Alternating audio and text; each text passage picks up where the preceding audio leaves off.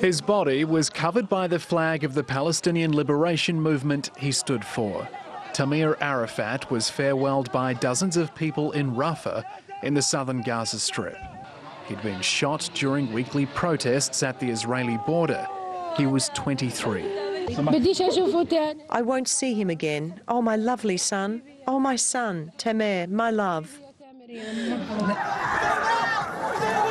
An estimated 8,000 Palestinians took part in Friday's demonstration. More than 40 were wounded. Some threw rocks and explosives at Israeli soldiers. Others tried to break through the border. Protests have been happening on the Gaza-Israel border every week for nearly a year. Gaza authorities estimate at least 250 Palestinians have been killed since then. Demonstrators are demanding the right to return to lands that their families were forced to flee during Israel's founding in 1948. It's a dispute that shows no sign of ending.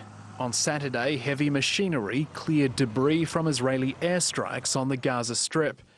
Israel's military says it targeted a Hamas compound and underground structures in response to projectiles fired across the border on Friday.